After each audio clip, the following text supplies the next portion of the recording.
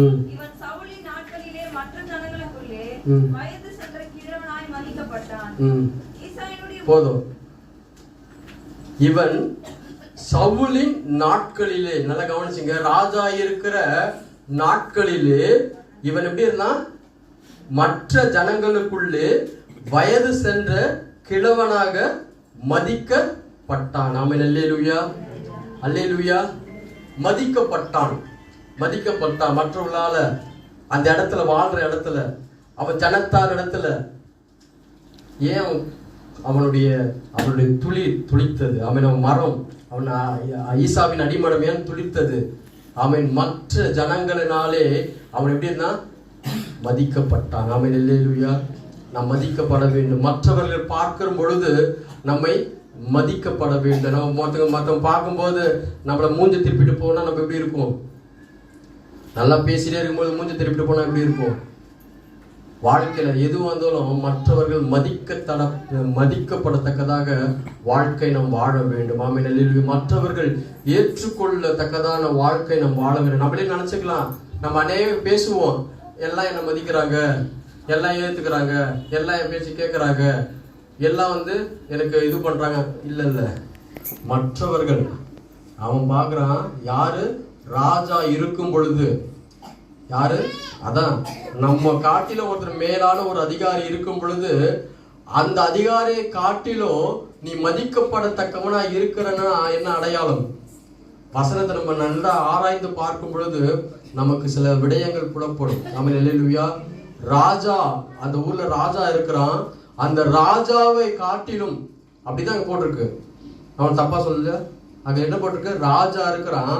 ஜனங்கள் எல்லாரும் அவன் நாட்களிலே, ராஜாவின் நாட்களிலே, ராஜா இருக்கும் பொழுது, ராஜா வாழ்ந்த நாட்களிலே, அவன் கிழவனாய் இருக்கும் பொழுது எல்லா ஜனங்களும் அவனை மதித்தார்கள். ஆமென். அல்லேலூயா, அல்லேலூயா. அதனாலதான் அவன் அடிமரத்திலிருந்து ஒரு கோலை, ஒரு துளியை துளிக்க பண்ணுகிறார். ஆமென். அல்லேலூயா, அல்லேலூயா. நம்ம வாழ்க்கையில இருந்துதான் தேவன் வெளிப்படுவார். ஆமென். அல்லேலூயா. எங்கிருந்து?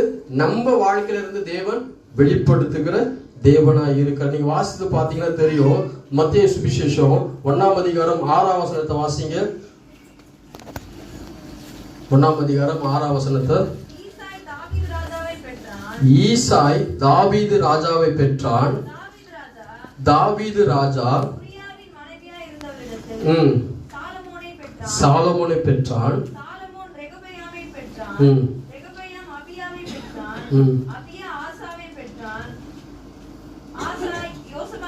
ஆறு வாசிங்க.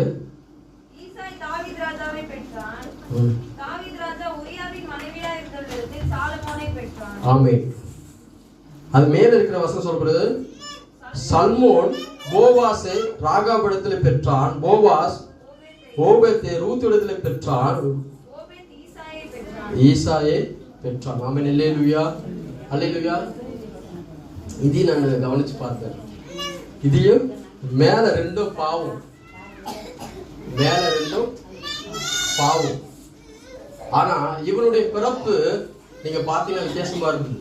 தாய் பேரை அங்கு கூடிட்டு காட்டுறது. மேல இருக்கிற ரூத்து போவாஸ் இடத்துல உபதேயம். நம்ம சில காரியங்களை நம்ம பார்க்கும் பொழுது, சில காரியங்கள் நீங்க கீழே எடுத்து பார்த்தா, தாவீது யார் இடத்துல? தாவீது பாவம். ஆனா ஈசா சொல்லப்படுறது. ஆமென். அப்போ அவனுடைய ஒழுக்கத்தை பார்க்க வேண்டும். ஆமென். அல்லேலூயா, ஆமென். அல்லேலூயா. புரியுது? ஒழுக்கத்தை கிறிஸ்து உனக்குள்ள துளிர்க்க வேண்டுமானால் உனக்குள்ள ஒரு ஒழுக்கத்தை பார்க்க வேண்டும். மேலையும் பாவம், கீழையும் பாவம். இவனுக்கு மட்டும் ஒழுக்கம். ஆமென். அல்லேலூயா. இவன் வாழ்க்கையில மாற்றம் ஒழுக்கம் உள்ள வாழ்க்கை. ஆமென். அல்லேலூயா. நான் சில காரியங்களை இவனை குறித்து நான் வரலாற்றை பார்க்கல, வரலாற்று விடயங்களை பார்க்கல, நான் வேதத்திலிருந்து பார்க்கிறேன். ஆமென். அல்லேலூயா. நான் இதை ஆராய்ச்சி பண்ண பார்க்கல, நமக்கு கிடைத்துல நம்முடைய கண்களில புலப்பட்ட காரியங்களை நான் பார்க்கிறேன். இங்க என்ன சொல்லப்பட்டிருக்குன்னா, ஒரே ஒரு சின்ன விஷயம், மேல சில காரியங்கள், அதுக்கு கீழே சில காரியங்கள். ஆனா இவனுடைய வாழ்க்கை சம்பவம் மாத்திரம் பார்க்கும் பொழுது அவன் ஒரு ஒழுக்கம் உள்ள மனிதனாக வாழ்ந்திருக்க வேண்டும். ஏன்னா ஒரு ஒழுக்கம் உள்ள மனிதன் வாழும் பொழுதுதான் அவன் எல்லாரும் மதிக்கப்படுவார்கள். அவனுக்குள்ள கோபங்கள், எரிச்சல்கள், கசப்புகள், பொறாமைகள், பெருமைகள் தெரியாது. ஏன்னா அவனுடைய பேர் பார்க்கும்போது ஒழுக்கம். ஆமென், அல்லேலூயா, ஆமென், அல்லேலூயா. ஏசாயா தீர்க்கதரிசன புத்தகம்